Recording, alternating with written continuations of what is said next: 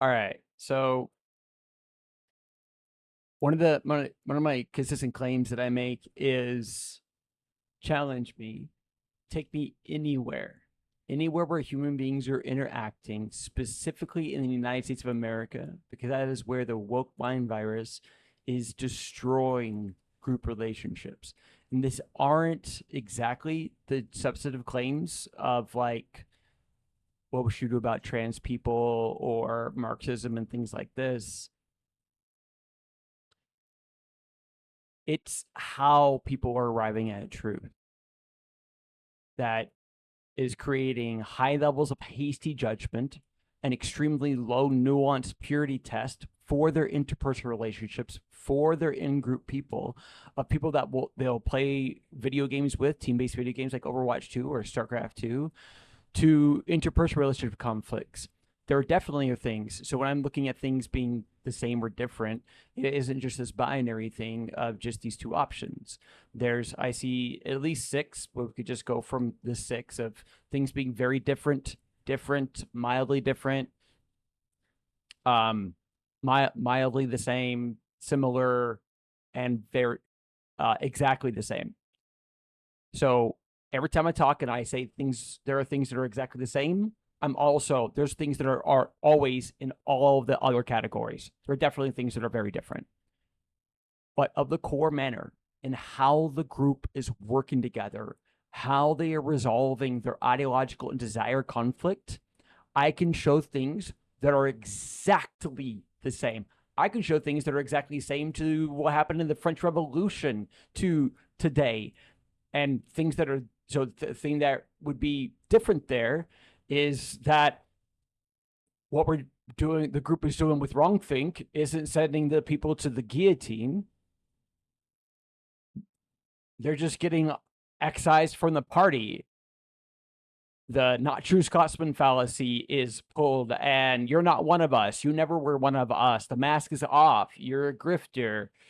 You're an Uncle Tom. You're conspiracy theorist. You have Trent derangement syndrome. So I'm going to show here in just a couple of interactions I had this morning playing StarCraft 2. I really love to play StarCraft 2 to wake up my mind. Um, One of the other constant claims I make is we can use team-based video games like Overwatch 2, and more specifically Overwatch 2 than other ones. And there's a lot of nuance here to go through. It's just the instant voice communication that a lot of other platforms don't have, and some of them do. And I haven't played all of the different games like Valorant and League of Legends and stuff. So this is definitely my biased experience, and I want to know where things are different.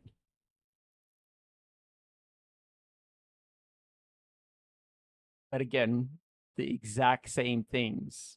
How does the group deal with dissent and criticism? How is it when I think that the thing you're doing in the game is really low value and really high harm, but I'm not even seeing the value. Actually, there's no value to it. It's 100%. It's 100% bad. And this is one of the documents for a video I'm going to make later, like just going and detailing like some of these core arguments and where people do. I think overwhelmingly people are not doing a free will decision when they are saying something's 100% bad or 100% good, whether they're talking about video games or any of the political issues.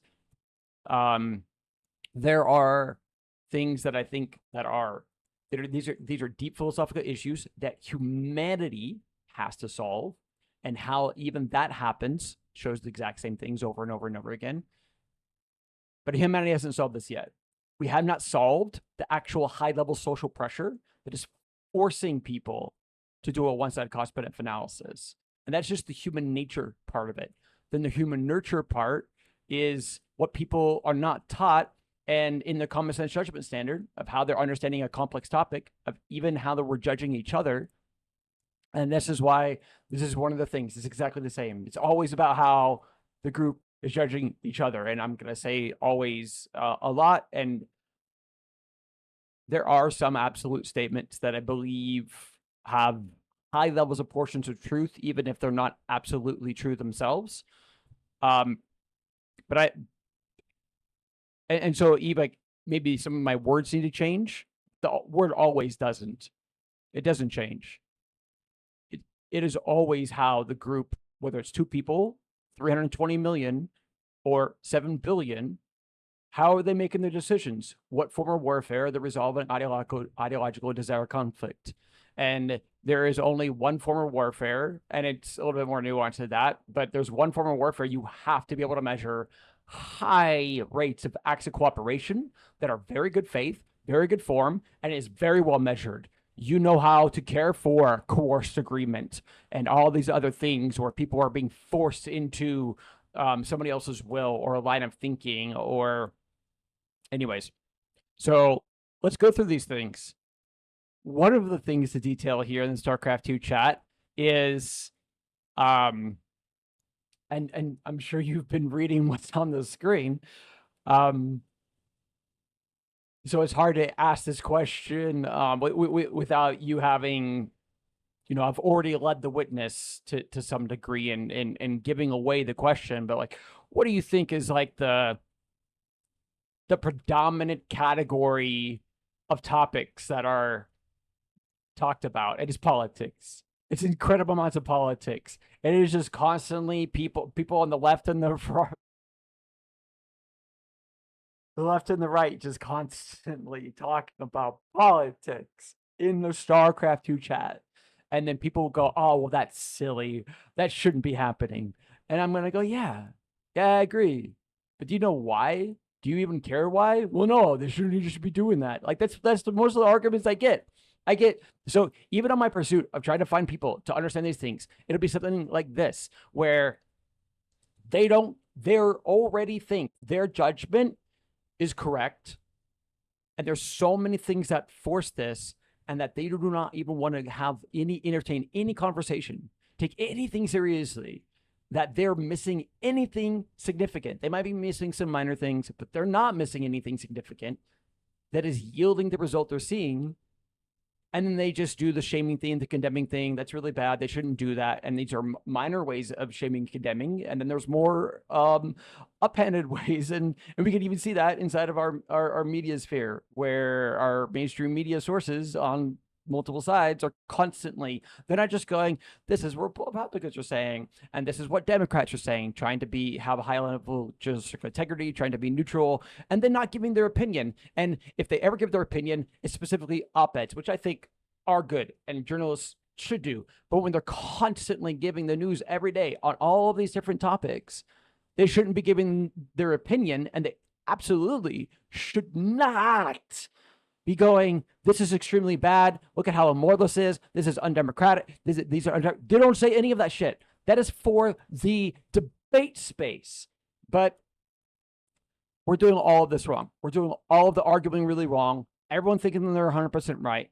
Let's get to this. That's enough preamble. And seriously, I could go on for legitimately 11 hours with preamble and examples and all these different things and show diagrams and stuff.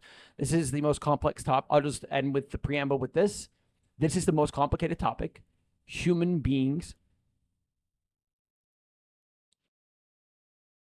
have ever been faced with, because it encompasses how we judge ourselves, each other, and the complex world around us, religion, all these different things. And it's all the logical strengths and weaknesses that we all bring to the conversation. And there are things that are pressures that force people to not want to ever entertain that they're doing any logical fallacies. They have any errors in their ability to arrive at truth. Even if they think they're being really good faith, I'm a good person.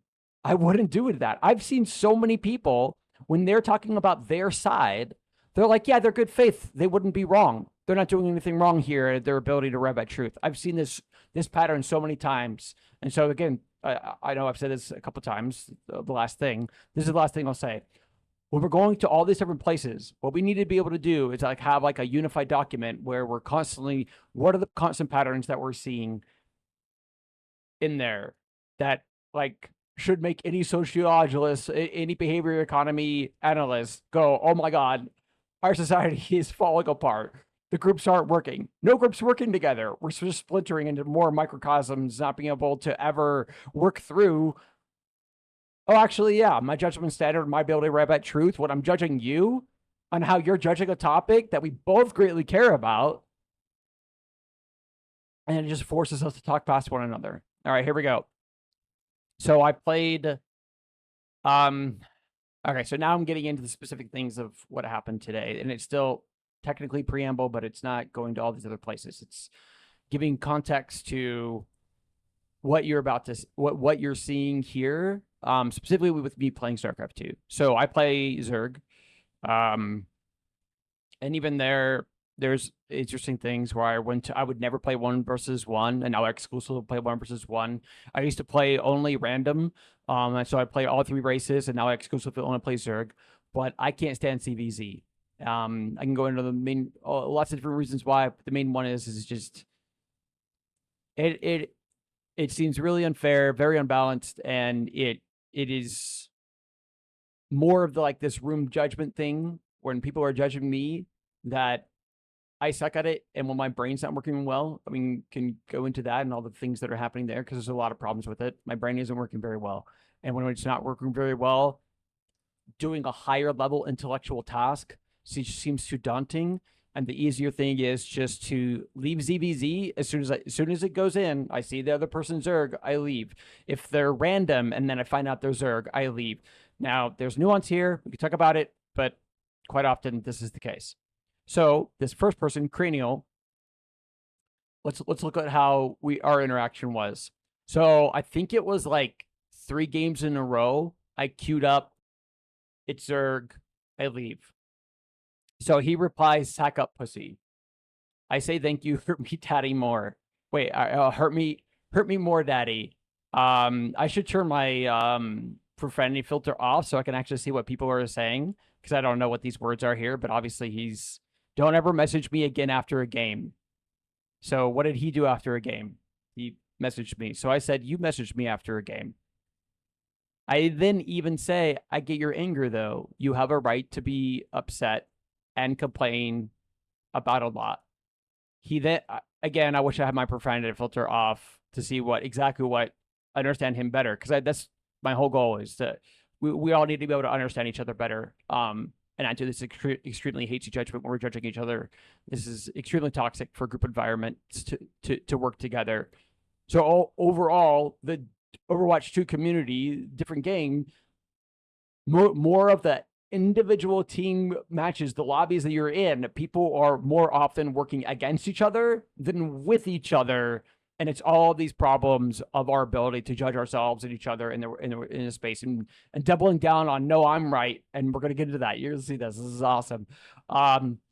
So Cranial now ignores me. Okay. Then I face a Protoss player. And what happens in that game is he cannon rushes me, and I say different things like, I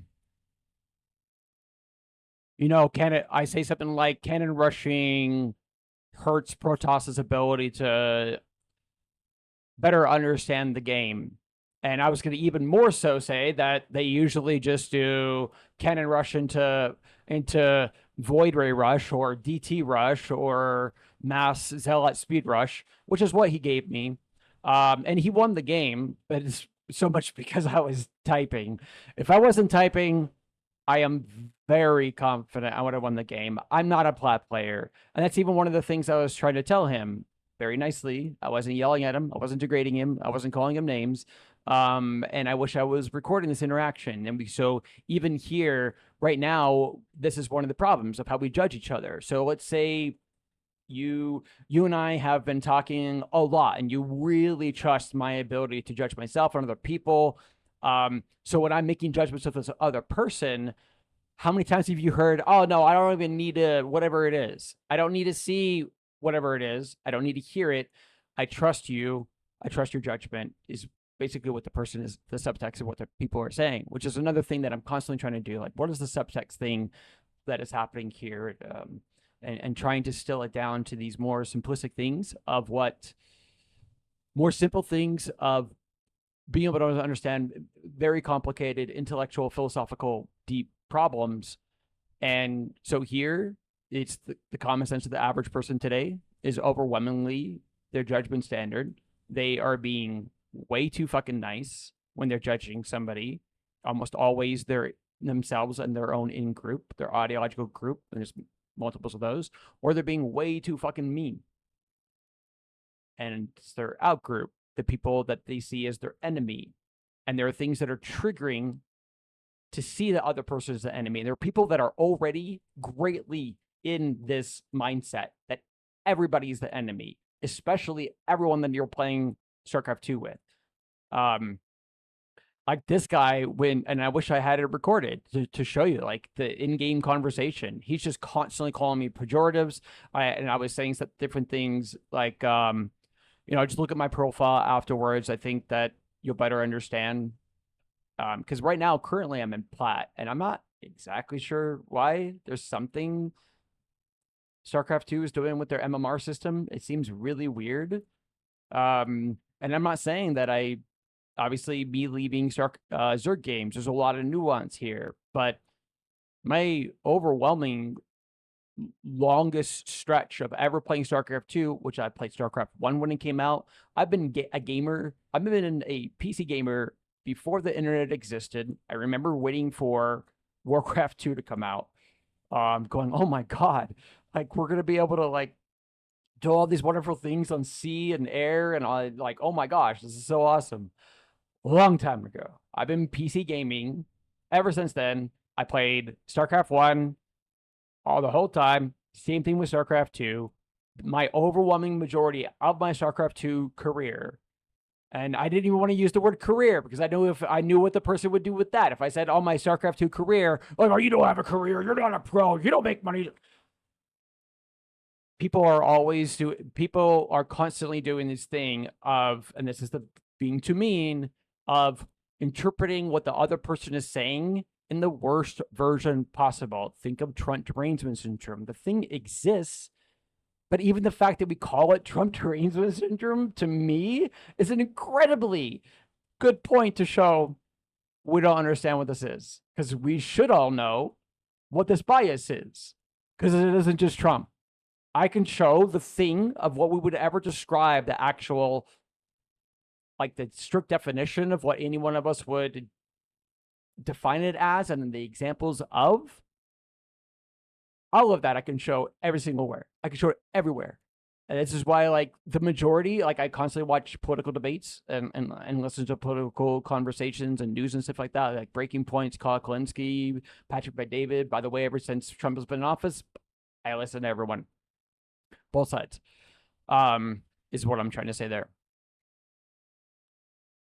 Oh man, it is wild where we're at right now in society. And what I'm trying to get people to go is like, guys, we need to see how we got here. You wouldn't go to a marriage that they're sitting in front of a therapist. You can see high levels of contempt. As soon as the therapist asks to see any of the complaints the other person has for the other person. So it's like, wife, what do you see her husband doing often that is problematic, or whatever it is, however it is phrased in the nicest way possible? It is trying to show, of the four sides of judgment, the how much bad is in the husband. And she rolls her eyes. Ugh. And the Gottman Institute, the number one indicator is and there are ways to measure this. There are a lot of ways. I'm not going to go into it right now. I've already done an incredible amount of preamble and exposition, but there's a lot of ways we can actually measure the contempt people have for other people. And that is the Trump derangement syndrome. We should know what the contempt bias is. That's what I call it. But maybe as we debate, we'll change it to a different thing. Maybe it's not a bias. Maybe it's a fallacy. There's a lot to debate here. I think it is easily a contempt bias to judge your outgroup. And this is the thing that is making the double standard, making people, when they judge their outgroup, their enemies, to be way too mean, interpret everything they say in the worst way possible. And this has everything to do with how we're judging each other in the court of public and private opinion, and who we allow into our room of judgment. And I'm about to get back into this, but why so many people, one of the things we're seeing is a constant pattern throughout all of this and the exchanges, how many people are greatly encouraging and use and prescribe, do not care what anyone thinks. I have debated people on this. I've debated people in Christian community, Timcast Discord, on not caring what anyone thinks. I give them scenarios of like, man, if you were around actual narcissists like Trump, which I do think he is, but we can use anyone. We can use Nancy Pelosi. We can use anyone on the left. There absolutely is a lot of them. Biden, especially when Biden was in office. Basically, people that are doing one-way criticism. If you're around those people, you're in that environment, and all of your medical hierarchy needs, all your physical, emotional, all these different well-beings, the things you're promoting, because they weren't just promoting don't care what anyone else thinks. It was never apologize, never, never, never. That was a specific verbatim quote. And what was the other one? There was a third one. I'll remember it later. I don't just give it to them. Every time I'm agreeing with somebody, I really fucking agree. I really agree. I'm not trying to like, oh, well, I agree with you, so you can hopefully agree with me over here, and I'm doing some hasty judgment thing. Like, no, I really fucking agree. If you're in that environment, you're around people that are wolves. It is not safe to admit, again, 4 sides of judgment. Each person has 2 sides, the range of the good, the range of the bad. It is not safe to speak and admit your faults. Your faults, the other people will do hasty judgment. They also do this incredible logical fallacy of give them an inch. You give them an inch, they make it a mile. So they greatly exaggerate your bad behavior. As soon as you admit any of it, in your mind, it's a 3 out of 10 or 4 out of 10 bad behavior, or even a 6. And they always, and then if they have high contempt for you, extremely high contempt, it's a 10 out of 10 in their judgment. And this is why this is so damaging of who we allow, and why it makes a lot of sense why people are adopting this view of don't care what anyone thinks. They should do this because of the environment that they're in and how what is happening to our environment. When we look at the loneliness crisis and all these different stats, these are stats I'm going to make a video for later. It is scary. There are significant social systematic problems that are just creating everyone to be more of a bad teammate than a good teammate. In terms of like for their group, what their best friends, if they just met and they're trying to be friends, if it's a husband, wife, parent, child, if they were estranged and now rekindled, there's just so many problems. And I can show those things inside of the politics and how people are just constantly going, nope, you can no longer be part of us. You're kicked out. We think it's only the far left that has a purity test decided. Everyone has a purity test decided. Everyone, and we should to some degree. It's just the nuance is extremely small. It's as soon disagreement is treason, get the fuck out of here for the far left, and same for the far right. And that's how they're the same. And when people talk about the woke left and the woke right, it's these things on how they're operating, how they're arriving at truth, how they treat each other in their own group. It's not necessarily the substantive claims of like far right people are Nazis and are racist, and so then therefore if we call both these sides woke, it has to be the other side has the same like judgment claims on all these different political issues or racism or whatever it is. It isn't that we're going to see that there. We're going to see it's how they're arriving at truth, how they're operating in a group. All right, getting back into this. So yeah, again, I wish I had the thing in there, but this is what it happens with cups after the game, which both these people blocked me at some point. So I say you can only use slurs to hate on people. He says, go watch replay, watch the replay. I'm not exactly sure what he means by that, other than he won, and he definitely won. I was typing a lot. Because sometimes I care more about trying to find a person that will get into a Discord server with me and actually debate these things and figure it out. Like, are there problems in both of us judging each other? Okay, so then that is all you have in your judgment. Very, very little actual truth. He says, I didn't even drop Forge first. And then I reply, I'm saying massive exaggerations. You hate the other person, make them look worse. No. So in my statements right here, there's no validity. It's 100% wrong. I hate the fact you think you're good. You're so, I think he means convoluted here, in your own probably bullshit or shit or something like that. Again, in my profanity filter should take it off. I'm not flat. You can read my profile, which is a claim that I made in there. I've been high diamond most of my SE2 gaming. That is my claim that I made in there. Oh wait, no, that's me saying that right now. That is also a claim that I made in there to why you go look at, like, and again, I don't know what's going on with their system. I got back up to diamond even last season. They just had a new season. It like resets MMR.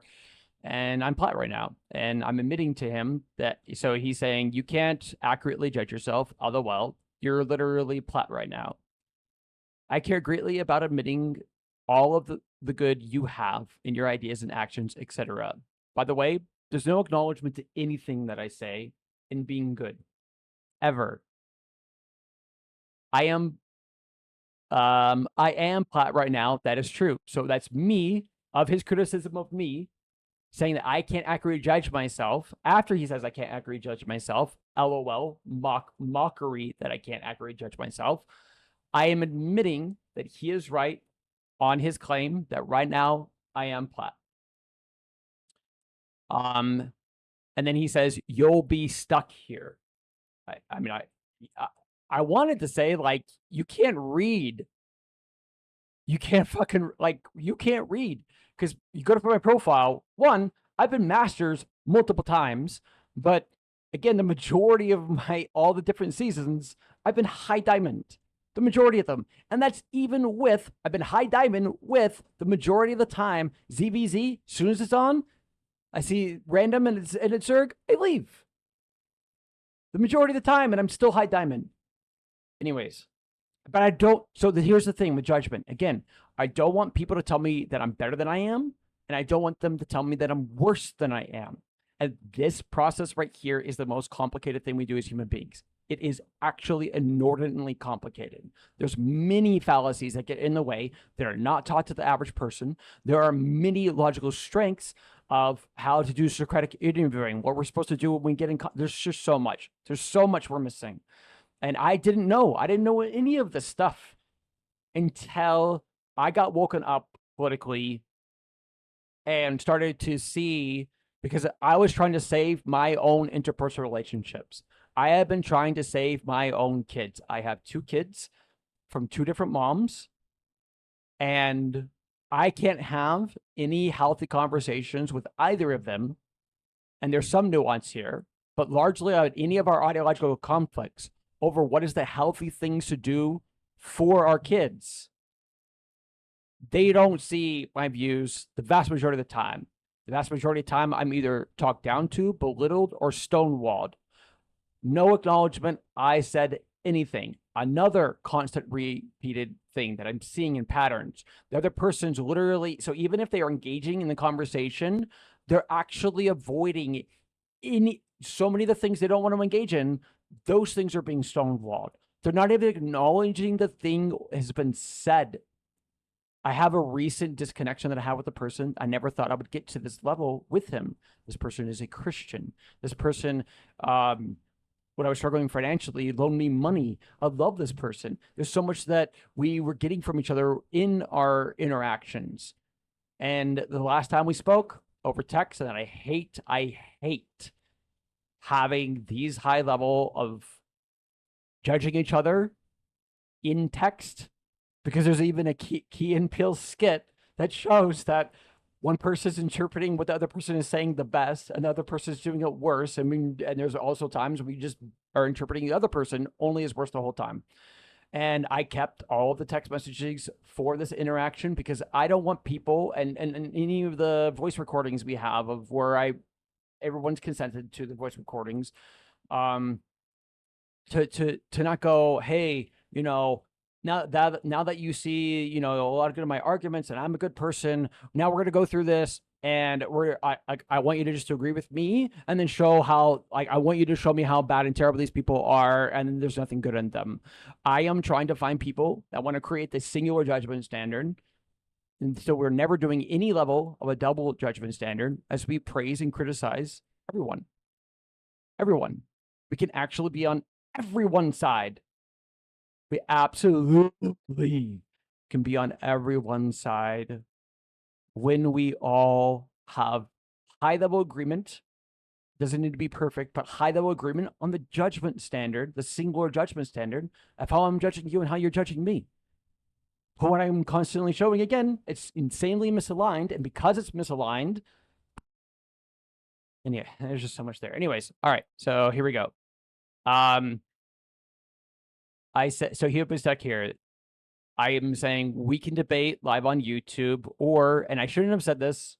This is me this is me doing a decently bad faith thing, but also this is mind reading thing. I think it's very likely he's going to dodge me, and that he's a keyboard warrior, which is one of the things he's accusing me of being. He's saying, so again, like I even said things about him up here, and he's just saying no. Massive exaggerations. You hate the other person. Make them look worse. No, there's nothing good in my arguments there. So it's again one-way criticism constantly. It's one of the patterns. Or you can dodge because you're a keyboard warrior. No, me, you can only explain ideas through text. His reply, I'm not wasting my time on YouTube. I said, exactly. He says with some, and he's probably some crazy pejorative here that he's calling me. Don't know what it is. Bitch, it could be retard. And then I reply, dodge. He replies that I just want views. I reply, because you are a coward. You do not care about truth. He replies, no, I'm secure enough in my place to know I don't have to. LOL. Mockery of, oh my gosh, you should know, like, I know I'm right about my judgment. I'm secure here. LOL. Ha. Rules. You're the one with little man syndrome that needs to validate their own existence by challenging others. I reply, you can only do one-way criticism. I've said already that I want to acknowledge and validate all of the good that he has. He also stonewalled that argument. He didn't engage in it. He avoided it. No, you're only acknowledging, let's see. You can only, and then his reply is no, you, and I think he's saying you're the only one acknowledging one. What? No, you're only acknowledging one? Not exactly sure what he's trying to say there. You have validated nothing I have said, while I have done so a few times for you, meaning that even his specific criticisms of me, I validated those. Of me also showing that I'm good faith, I want to show the good in his actions and his ideas. He says, and you're not American. Hold on. I said, you have not validated me ever. Oh, I said, you're a coward. So hold on. He said, I've said plenty. His reply to you have, I'm telling him, you have validated nothing I have said, and I have done so for you a few times. His reply to that is, I've said plenty.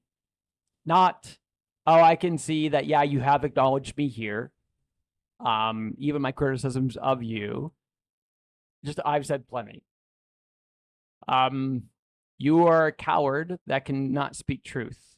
So this is me doing a pejorative, but this is also why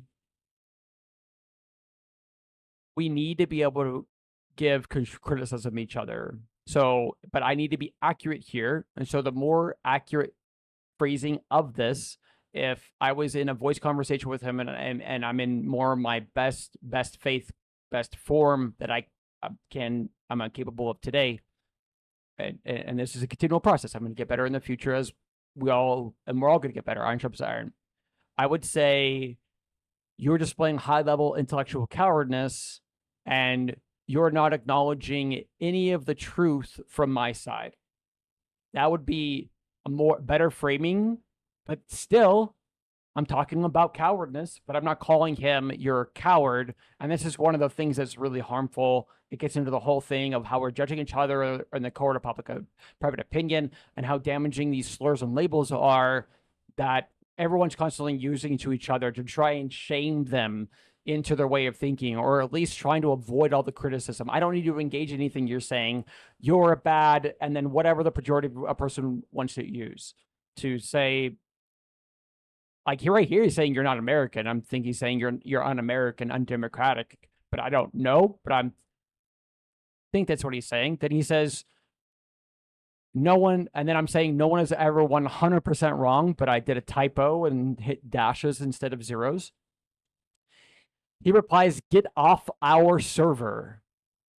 So somehow he is assuming, he's assuming I'm not American by everything that I've said, when that's never been a thing that's ever been, we've never gotten to any of that at all yet, ever. And this is why assuming is a high-level intellectual sin. And look at how often, also another pattern, how many people are using is even, I think assuming is good, and we should assume. I've seen Jordan Peterson and Destiny both in their debate, like, we should assume this, we should assume that. Like, no, the assumptions are insanely terrible, high-level, hasty judgment, intellectual sin. This is something everyone should know, the difference between assumption and presumption. He could presume that I might not be American because of different things that he's seeing in his judgment, and he should tell me that. Assuming is you've arrived at a hard conclusion. You haven't done any of the sense-making process of even doing the intellectual good faith, good form thing of asking questions in your ability to form your conclusions. He's not asking any questions. He's just, by what I'm saying, I don't know. I don't see of anything that of how I'm speaking that I'm a foreigner. I don't get it. Don't know it. But that's another pattern that I'm constantly seeing. Okay, he sees I'm Canadian. I didn't even see that part. Stupid fucking Canadian, aren't you? Is what I'm, shit Canadian. Is probably it. I am American. See question mark, and I'm trying to say, I'm American. See, all you can do is degrade me, and I have this. I'm not a boomer, but like people would say like this boomer problem of like, I don't even send like the whole thought in one sentence, like the thought's broken up in multiples, and that is a problem I do. I'm American. See, all you can do is degrade me. You do not care to see the good in others. You only want to show how bad they are. He says, I don't care to see the good in you. This is destructive for any group. This is always extremely destructive for the group. And then people will go, yeah, it's just those people. Oh, it's just, yeah, there's always like 5% narcissists in all groups. And it's just something we have to live with. Or they're far right, or whatever ideological group we ever, like, even if they claim themselves or whatever ideological group. And then let's say you and I are both center left. Oh, yeah, those are MAGA people. And that's how they operate. It's just the same shit over and over and over again. With there's very less that goes into the other 5 categories as things get worse and worse and worse and worse and worse and worse.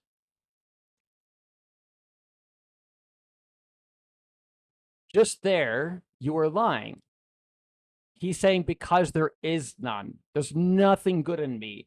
Even though I have acknowledged that I told him I want to show the good in his reactions. I have validated his criticisms of me to be true to some degree. Like, I'm currently in Platt, but there's no good in me. 100% none.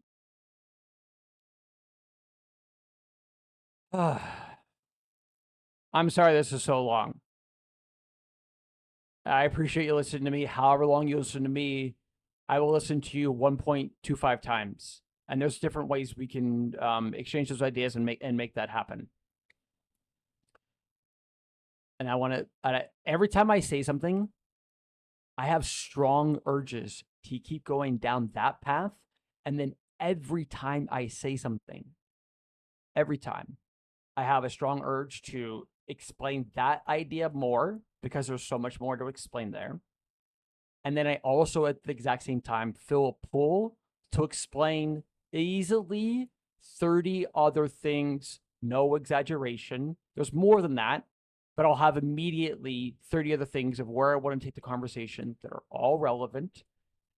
And even there, I now feel the pull of wanting to go back to the debate between Pisco and Destiny. And there's 4 of them. It's not just Pisco and Destiny. There's Connor and Econo Boy. So it's a 2 versus 2 debate. And so many times in a 3-hour debate, they show this incredibly bad form because everyone just wants to look at the faith, good faith, bad faith. We need to see that. We need to see that. We also need to measure it really well because there's fallacies there. But and one of them is we're missing the form, interpreting bad form as bad faith. That's a logical fallacy that I'm developing right now because it doesn't fucking exist. And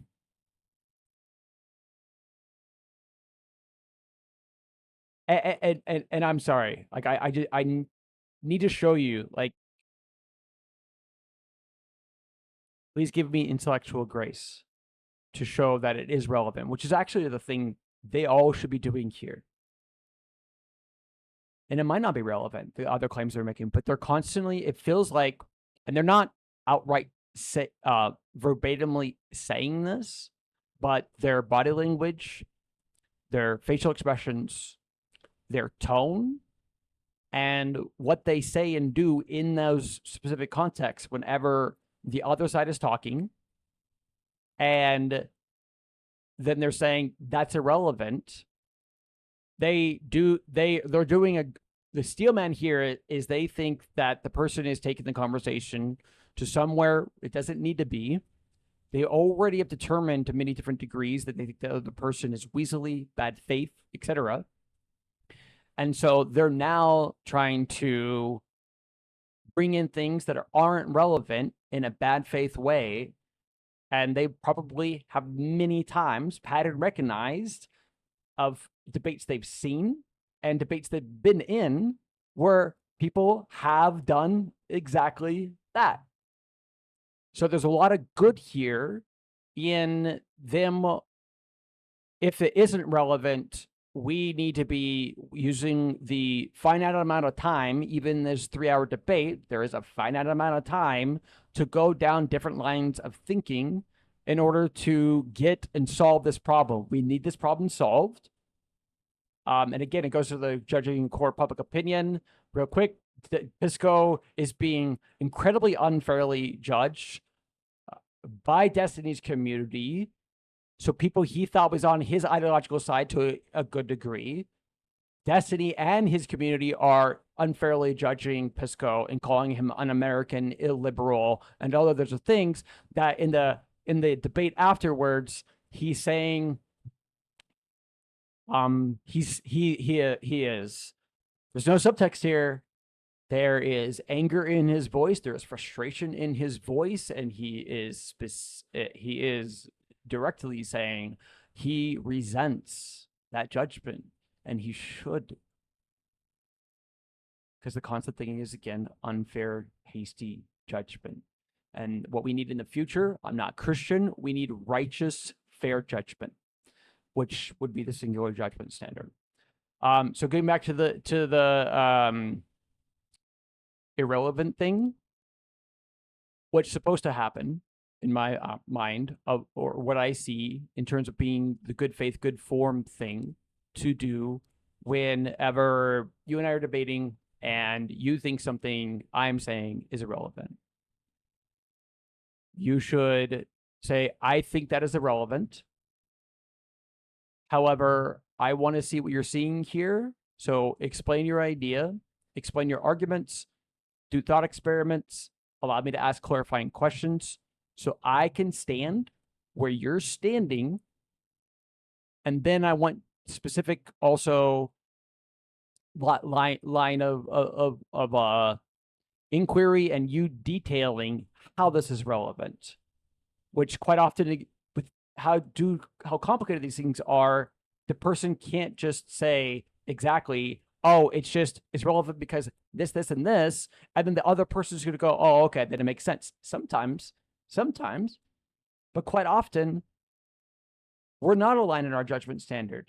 So I wrote to Gilmore earlier of like this very brief, simple formula for how we get a very highly cooperative society, but we can't use that simple formula and just that's the magic sauce. That's all we need.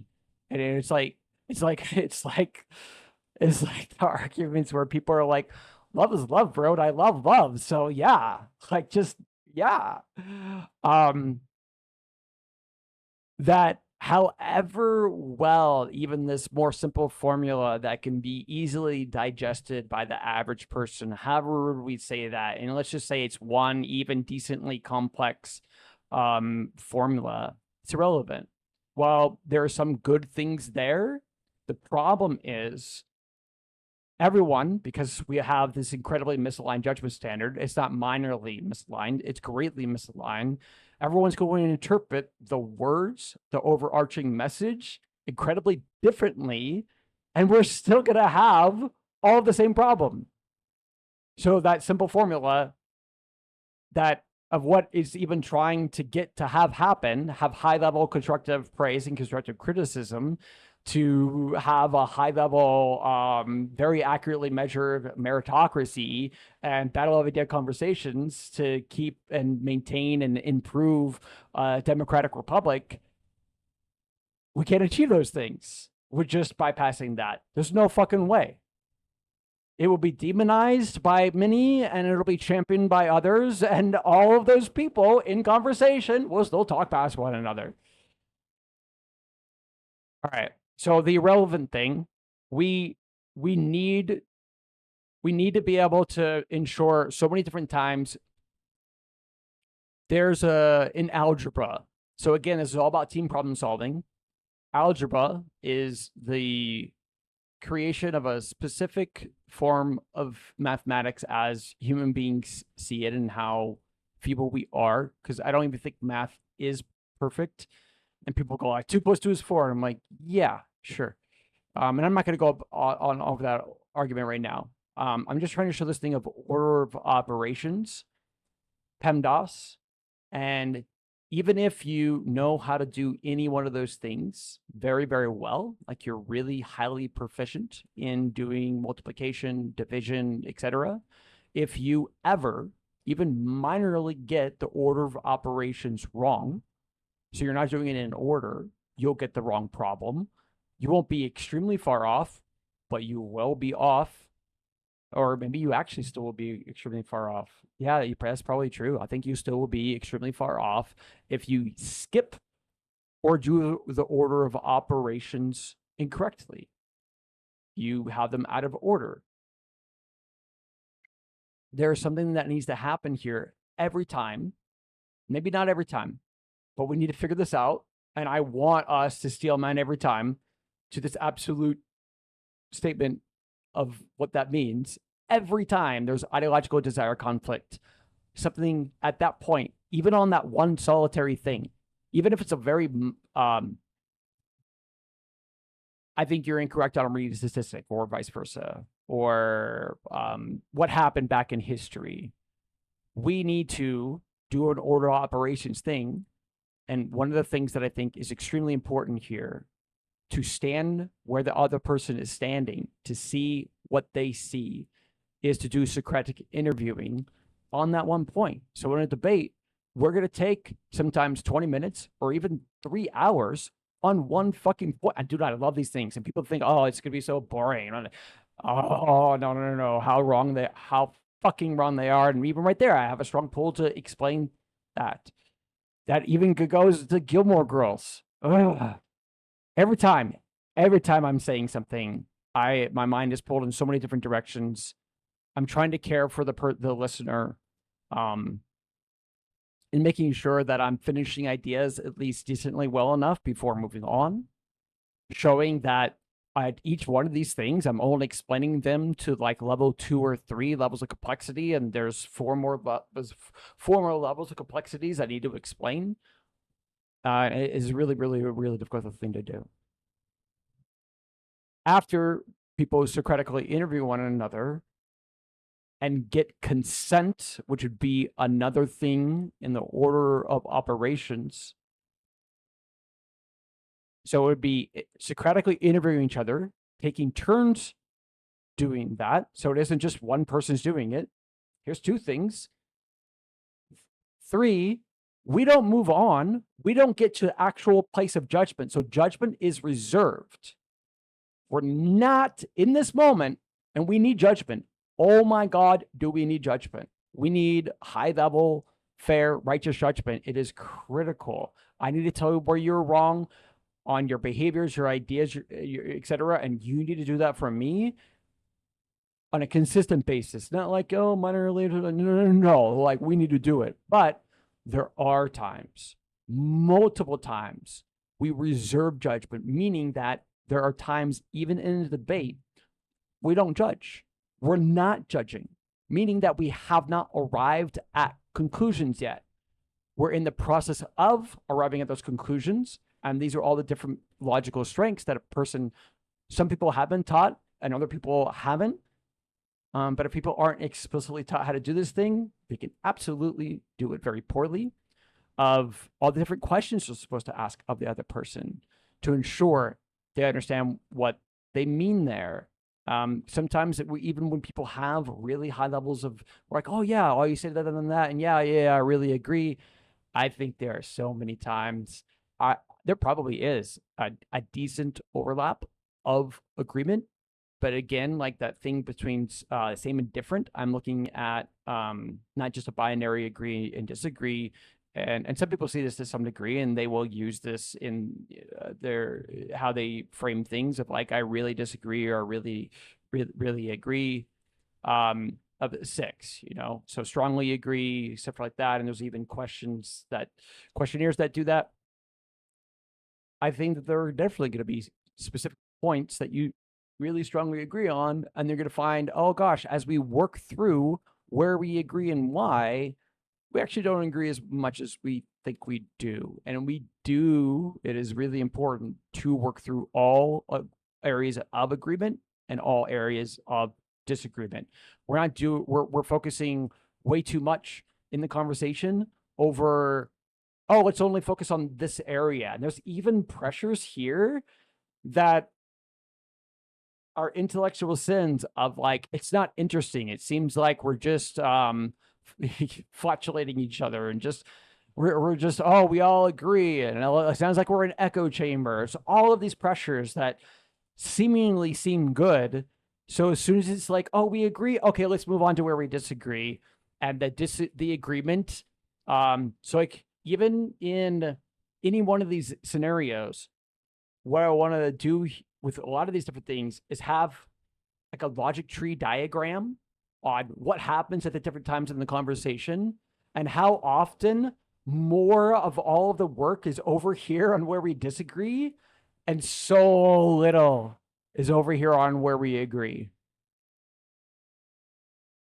Even if it seems good faith, it's really bad. And if it's very bad faith, because I'm avoiding where I agree with you, I'm not even saying it, it's extremely bad. It's just really bad group dynamics. We can't work together as best friends. We can't work together to write a book together on any topic. We can't work together on a scientific project to study. We can't work together as husband and wife, parent and child. I'm just constantly trying to put all of these different scenarios because it's always the same shit all the fucking time. It's just some things definitely are going to be potentially different. Anyhow, all right.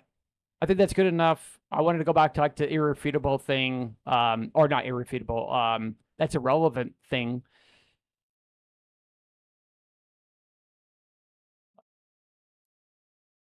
Those people in that debate on multiple occasions were building contempt for each other because they think the thing that is supposed to happen when they pull that's the irrelevant card. I call it pulling the rug out from the other people. You have no right to now say whatever it is you're about to say. And there isn't just that one. There's so many. Agree to disagree does the same thing. Oh my God. And they all avoid the argument, and then they are thought terminating. And these things are extremely harmful to the groups using their words to resolve conflict. They're so fucking harmful. And then people will do the one-side cost-benefit analysis of, no, agree to disagree is great and amazing, and I can see the value in it. And I'm going to go, yeah, motherfucker, there's a lot of value in it. And I'm going to agree with you all the different values that it has. But in its current form, it's low value and actually legitimately extremely high harm. So high harm, just on agree to disagree, it is literally dangerous and forces people. I call these warfare escalation principles, where there's multiples of these. This one is, if people cannot rely on using their words to work through ideological or desired conflict, they either need to stop caring about the thing, or it forces them to do so. Like, think of like the healthiest form of warfare, battle of ideas. Then we have political, but instead of an interpersonal relationship conflict, sometimes there are political systems and rules of like majority rules and shit like that. But usually it's just straight to emotional coercion, gaslighting, all these narcissistic tendencies, one-way criticism, et cetera, et cetera, et cetera, that are kind of seemingly using your words, but they're done using words of actually in any attempt to try and legitimately convince the other person. None of those endeavors is what they're trying to do. They're trying to either pull the wool over the person's eyes by gaslighting them, or manipulate data or different things so that they can win, because they need to win. And we need to see they need to win, and they deserve to win. People need to often see that they are winning in ideological desire conflicts. It's just right now, more often, people are doing that with bad faith goals, even though there's a lot of really good faith things, like Gandhi talking about how he wanted Gilmore to stop giving money to homeless people is because of this physical threat that both of them were occurring. And even here, if Gandhi were to have however long he needs to, if it's only 5 minutes, I would think that if he was to fully explain everything that he was seeing, and what he thinks Gilmore was seeing, it would take quite a bit of time to explain all of that. And then you're going to have the camp that is going to interpret everything that's on his side way better than it is. And then there are going to be people on the other side interpreting everything in the way worst possible. Like, the worst interpretation is, you don't care about homeless people. You don't care about your friend Gilmore trying to help homeless people. You're just a horrible, terrible, dehumanizing MAGA cultist. And then the best interpretation is, or I'm not going to go to the toxic positivity side. I'm just trying to show this thing of where there, even in some of these really bad things people are doing in gaslighting and all these other things, they still care about their children, the other person, whoever is in their interpersonal relationship. When I say children, it's like two parents arguing over. They really care about their children. So there's a lot of good motivations in the bad behaviors they're doing, and they're constantly justifying the bad behaviors they're doing because that's all they can rely upon. And then all we want to do is go, oh gosh, that person's being a narcissist. They're doing one-way criticism. They're gaslighting, whatever it is, whatever the bad behavior is. And I'm going to call and acknowledge all of the things that are bad, but they're doing it for good reasons. And that's what's I used to think that the road to hell is pay good intentions. It doesn't exist. There's no way. There's no way. Good people just do good things. And now I see it, and I have seen it for a while. The road to hell, actual literal hell, emotional hell, is paid with good intentions. People are intending to do something good with the bad they're doing. Even Trump. We can go to Trump and any of the things he's doing. I think that quite often, decently often, not always, but decently often, he sees good in all the American people, the American, like, even in his pursuit of why he wants to do mass tariffs across the board and do blanket ones for every country. This topic, oh my God, is so fascinating. I'll try and be brief and then get back to the StarCraft 2 thing. He has this thing of, like, in the past where we're able to use tariffs as income tax. So therefore, the average American doesn't need to pay income tax. But the massive flaw with that, and I'll stand on all the arguments as to what's good. I just need to show I'm not just only trying to counter argue. I'm not doing that. But the flaw here that is so insane that I don't think anyone sees. I've never heard anyone talk about it. But I'm not saying no one knows about it. Knows it. I'm in my own echo chamber. I can only consume so much. I haven't heard anyone ever talking about this say it. This gives a constant high level incentive for the average American on even just how they view their daily spending habits. They don't want to pay income tax. If they pay income tax, it's all this more money, and all that more money they have, they're now able to pay medical bills, they're able to do all these different things that are providing so much physical well-being and emotional well-being. They're able to pay for therapy, all these different things, long list of things that are critical, that are really important. They're able to invest money, all these different things. But now the average American wants not only those tariffs to continue to exist, they'll even have probably a high level motivation to ever argue for the positive reasons for why they should go up, especially if they ever deem that the other side is being unfair. And we can even see this warfare thing happening. Oh, the game theory Prisoner's Dilemma thing happening of they're doing an active defection against us just on tariffs. So we raised tariffs on them because we think they already were doing a really unfair tariff percentage against us. The tariffs that Trump raised on Liberation Day, I think the claim, the framing, 95% of that was incredibly woefully inaccurate. Not tariffs at all. 94% of those numbers, the percentages that were saying they are tariffs, not tariffs, they're trade deficits, completely different things. It is not then, therefore, an unfair practice. Ben Shapiro even specifically talks about this and calls out Trump, I don't think, anywhere near harshly enough. It's way too passive. It's way too, but he's still calling it out, which needs to be seen, which is good. So even in the average American's viewing of what's fair and unfair, when we do this blanket thing of increasing tariffs and then they increase their tariff rate, and then the average person isn't going, oh, those are actually trade deficits and actual tariff percentages, this and this and this, and it's also only on these products for these reasons. None of this nuance, just they already were tariffing us at this really high rate.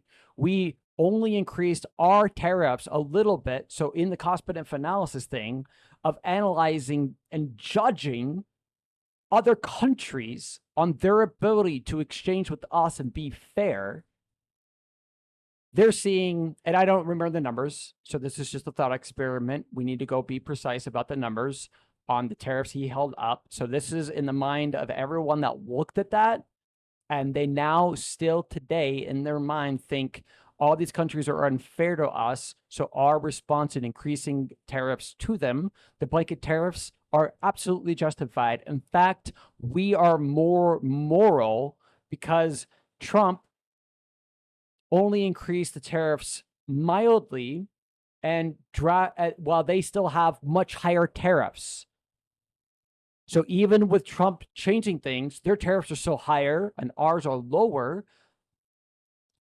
So we should increase it higher, because what ends up happening is they'll respond in increasing tariffs. Many of them will. Specifically, China did this when we increased it to 145% and threatened that. They increased ours.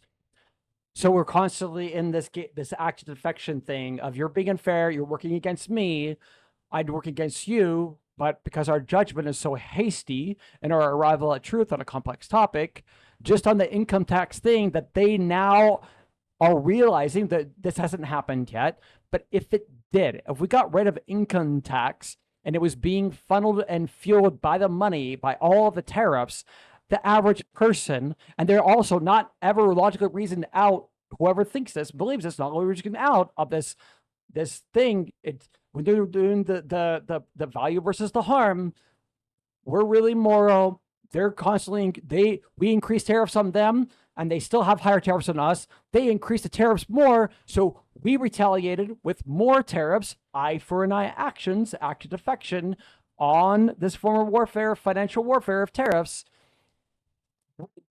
The average person, road to hell, paved with good intentions, will cause more and more actual legitimate misery to other countries as they are constantly thinking they're really good people, being really disciplined, liberal-minded, good Americans, yielding financial benefit from something that actually is an incredibly unfair moral calculation.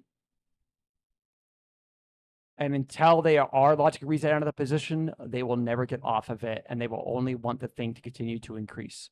And in fact, they will even see justifications in changing from financial warfare. If it gets really bad, there's a behavior economy threshold that as it gets continually worse on the financial thing, on the tariff thing specifically, they'll see actions on tariffs, but even going outside, or I'm sorry, sanctions and other things we can do financially, warfare wise, to retaliate. As this is the arms race thing where it just goes up and up and up and up and up. There's a behavior economy threshold where, okay, they've done too much to us for too long, it's really hurting us, and now the income tax thing that we weren't paying for, let's just say we're 2 years into that. And again, this is a thought experiment. It hasn't happened yet. It could happen though. Because this is what Trump saw, this is Trump what wants. And if we had the national conversation, or I mean, one side thought it was really good and let's do this, this could absolutely happen. I think this is a very extremely viable potential thing. And how I'm explaining a lot of this is how it is and how it would work if we started to supplement our income tax to where not only is there no income tax, we're actually getting a surplus from it. So there's no income tax at all. And every month, every American is getting $1,000 extra in their bank account. Income tax completely eliminated. Nothing's coming out of the check. And like, there's just high level of motivation in their own interpersonal lives every single fucking day for them to constantly put pressure on this one political topic. And the thing I was trying to get to, or where it gets to other things, when it gets so high and so bad for so long, we increase their tariffs because we think we're justified. They increase tariffs because they think they're justified. And then at some point, we'll stop relying on that because we're not yielding the results we want to. They're still doing things that are unfair. As that continues to build with the resentment and contempt of unfair. So unfairness, we always need to see builds resentment and contempt. It's just how much and due to the levels of stakes of things. They'll actually see military action against these countries, the worst offenders, justified.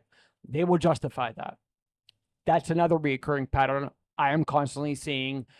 And these are warfare escalation principles. These are deep philosophical, social behavior economy things. Anyways, let's get back to this. Okay, let's just rephrase it here. I don't care to see the good in you. Again, change this to any of these things. How any level of group, and both one person or both people or both groups of people see this of the other people. Israel versus Palestine, Ukraine versus Russia, a husband versus a wife, the political left versus the political right. This is extremely toxic for that group to use any healthy form of warfare. They won't do it. They don't even see good, healthy actions instead of political warfare. They'll see that, well, you're gerrymandering, we'll gerrymander more and worse than you to prevent that. That's even another war for escalation principle. There's so many of these things. I need help detailing them. I don't care to see the good in you. Just there, you are lying, my reply, because there is none. There's no good in me. I reply, no one is 100% bad. You are wrong. He replies, you are, and sure, this could be a female. I don't absolutely know the gender of this individual. Could be but non-binary. I don't know. You are some stupid who wants to debate random strangers about nothing because again, and then let's see, where does he say because again, you can't get a fucking channel off the ground to save your life. So without even knowing my YouTube channel, assuming and sure, I have 11 subscribers. So to there, I would absolutely agree to a great degree. He's right, but a lot of his framing, there's a lot of flaws in it that are very wrong. So there's a portion of truth that he's right, and then he's missing things and he's very wrong. And then without even asking any questions, no questions asked of me. In fact, I don't think he ever asked me a question to try and understand. None. I don't think at all. But even if he did ask like one or two questions, that usually even there, quite often they're not even genuine questions. I'm sorry, this is an hour and 11 minutes. I just looked at it. I'm sorry. I'm going to try and finish this and wrap this up. Okay. So I'll stay just on this without trying to take it to any of those other places, like other debates and topics. Okay. And then my reply is, but I get most people treat you like that. I'm referring to what he's doing to me. He doesn't care to see the good in me. But I get most people treat you like that because what you are doing here, is more of how people interact.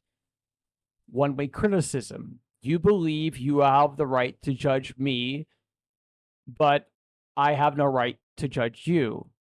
Since the last time he talked, let's see, you can't get a judgment off the ground. Next time he talks is like, literally, I'm at work right now. Actually didn't read that. Getting paid. I was typing so fast and thinking about things. I'm doing lots of different things, and sometimes I do fuck up. I fuck up a lot. I made a lot of mistakes. I make a lot of mistakes, and I want them all to be seen. Always. Never downplay. Don't fucking downplay it, please. Don't. Don't be too mean and don't be too nice. And again, we don't do that well. None of us do. Not well enough. Not good enough. Over now. Okay. I'm trying to like. He's doing the same thing of like trying to say like one or two things, but it's broken up in between, and we're both doing that. So reading this is really bad. Both of us need to do better there. But we're both heated to some degree. I'm not heating to where I'm usually, but I definitely can get there. I have recorded recent conversations where I'm doing that. And I apologize for it every time. I don't want to be like that, but I also want people to understand why I'm like that, and it isn't just me. It's not just me. Anyways, whew, all right, let's see here. Getting paid. Okay, I'm trying to. Okay, fuck.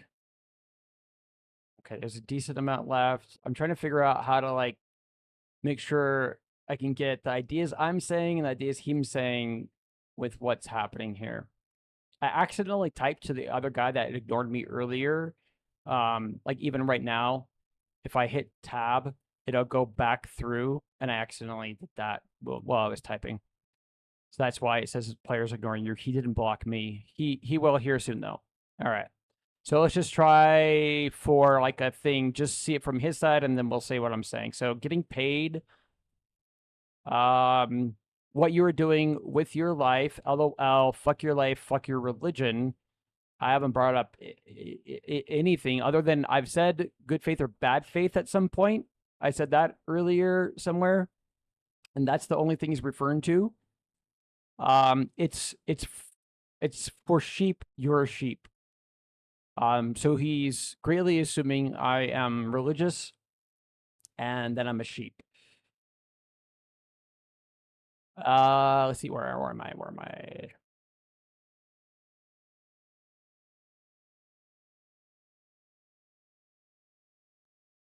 Okay, so I'm saying the one-way criticism, you believe the right to judge me, but I have no right to judge you. Holier than thou. Good faith debate me, or we can be done. And that's where he says, LOL, fuck your faith, fuck your religion. It's for sheep, you are a sheep. I'm not my reply is, I'm not a sheep in any way. I blindly follow no one at all. He replies, except a book by a man. I reply, you are assuming that. And no one, I blindly follow nothing ever. I criticize and praise everyone. I do it to the I'm trying to say here, I do it to the left, to the right, to the far left, to the far right. Obviously, I'm putting in some extra words there to make the sentence more grammatically correct. He replies, you blindly follow your faith, you stupid, I don't know what he said. LMAO. I'm saying I do all these different things for all these different groups, praise and criticism. I do not blindly follow anything ever. I am not Christian. His reply, and we at least get some things here where it's a little bit better, where we could just read him. Whatever helps you sleep at night, I don't care what you are. All of the face you blindly follow, talking in all caps here. How dumb are you? Question mark, exclamation mark. Let's see. Then what am I saying? Cut up with me. Praise and criticism. I don't follow. I'm not Christian. Yes. I'm sorry. I'm saying too much. It actually annoys when I do.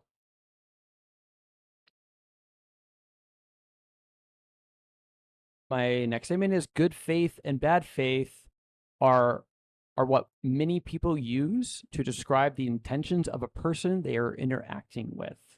You assumed I am Christian from this. Then his reply is, no, I didn't. I say I am agnostic. His reply, they are all written by a man. I reply, what book do I blindly follow? When you said that, what book? He replies, you follow God blindly, dipshit. He then puts in quotes, good, bad. I reply, I can prove with very good detail everyone I read here, I criticize and praise. I restate again, I am agnostic. His reply, you literally are sitting behind a keyboard, you're literally sitting and being a keyboard warrior with someone getting paid. By the way, he's getting paid and playing StarCraft 2, which is cool. I kind of wish I could do that, which is actually one of the goals in the future. We're going to not only be able to solve all of this, solve an incredible amount of this. In fact, I'll make an incredibly crazy claim. This is the only one I'm going to pull out before I finish this. We can use team-based video games like Overwatch 2 to legitimately solve Ukraine versus Russia. All right, moving on. I just know that like when I say things like that, I trigger people. Like another one I can say is we're about to have utopia and we're also about to commit civil war with each other, and there's probabilities for both. Moral calculations. Anyways. He replies, then you're not agnostic. What am I saying where he's even saying that? Okay, hold on. What am I saying? Okay, I'm saying I can prove with very good detail everyone I read, here I criticize and praise. I restate, I'm agnostic. He replies with that. I say, I do not follow any God at all. He replies, then you're not agnostic, dipshit. You're too dumb to debate. And this is also a problem. Like, I think so many definitions of words are losing their meaning, and people don't know what they mean. In fact, when I was an atheist previously, I didn't know what agnosticism was. I reply, I'm not a keyboard warrior. I make content to help everyone work together. It's like debating. His reply is, it's like debating a fucking wall. Go to college. I reply, you cannot even back up your claims. He's ignoring me. I have had an incredible amount of interactions like this. I am very certain, and I'm not doing assumption here. This is a high level presumption, but I have not hard concluded on this. Without knowing you guys in your lives, you have experienced these same things, even especially if you guys play team-based video games. You've even experienced, or one versus one, which is what this is. You've experienced many of these same things. The way, and it's the manner in how the other person is arguing. It's the one-way criticism. It's them saying you're not a good person in any way, in shape, or form. It's that metaphorical Mexican standoff that I talked about before, where when both people are doing it, both people don't want to acknowledge the good of the other's attributes, and they don't want to acknowledge their own bad attributes. And this is extremely toxic. And there are things that are triggering the metaphorical Mexican standoff, which again, we can rephrase. People think it's racist. I don't think it's racist at all. It's just, from a lot of people watching movies, it's a very colloquial thing that people know what a Mexican standoff is. And that's why it's the metaphorical Mexican standoff. We are all pointing emotional guns at each other. And anytime I admit my bad behavior, when we are locked into the MMS, when I do that, it actually hurts me. I give you an inch, you make it a mile, so you exaggerate my bad behavior, and then judging me in the court of private and public opinion, and that hurts me. So I then have high level pressure to not admit my bad behaviors, to not admit when I'm wrong, to not admit when you're right. It's just over and over again. Thank you so much for listening. I'm sorry this was so long. I'm really sorry this was so long.